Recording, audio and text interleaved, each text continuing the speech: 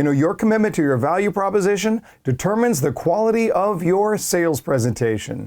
But do you even know what your value proposition really is? Today we're going to talk about the importance of selling value.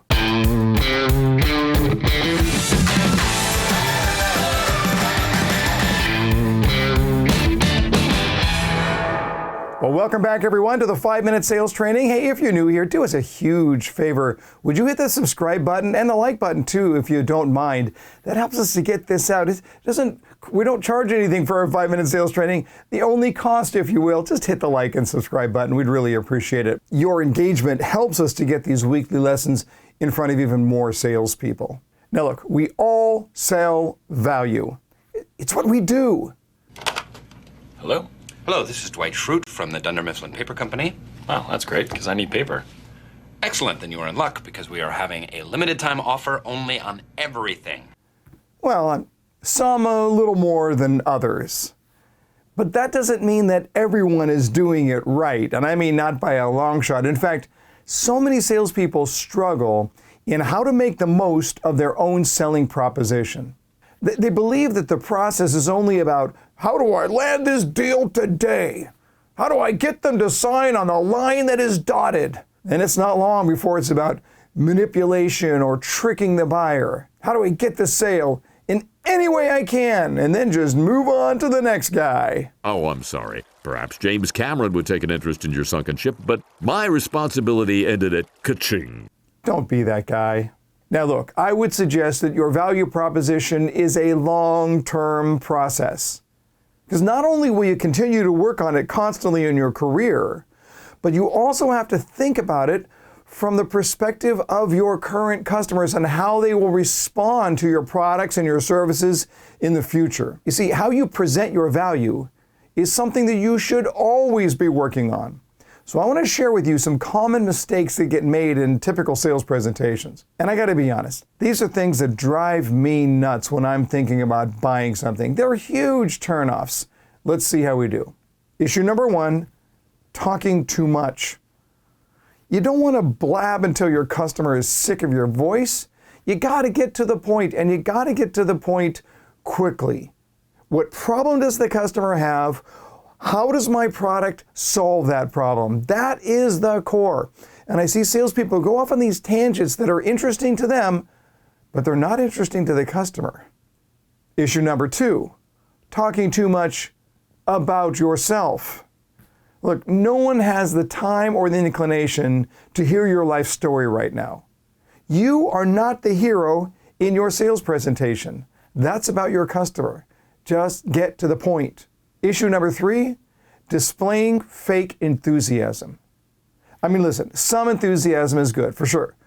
But you can't go overboard and start to look like you're phony in front of your customer. Your customer can smell out insincerity and they can do it in a hurry. Issue number 4, getting too technical. Listen, your customer wants a solution, not a manual. All they need to know is that it works. They don't care that George in the engineering department spent 5 months working on this and lost some of his hair in the process. And please, save me the bald jokes. But if you do have a good bald joke, feel free to drop it in the comment box below. Now, conversely, let me give you 5 tips on how to improve the presentation of your value. And the number 1 tip, and this really is most important, connect your value to your customer's mission. Think about it. Why did you buy your last car? What was wrong with your previous car that made you want to change it? What problem needed to be solved? What is the core reason that your customer is standing in front of you? You need to know their mission before you can present your product. But when you do, if you connect your product to their mission, that's where your value proposition really stands out. Here's suggestion number 2. Talk less. Your customer can only retain so much information. You got to take great care in deciding what's really going to matter to the person standing in front of you. You want to perfect that part of the conversation and, frankly, cut out everything else. Opportunity number 3, use third-party stories. What have your previous customers said about the product?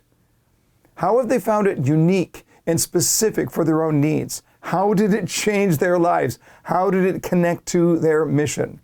Here's a fourth idea, a little bit of a added bonus, a little advanced technique. Cite the designer.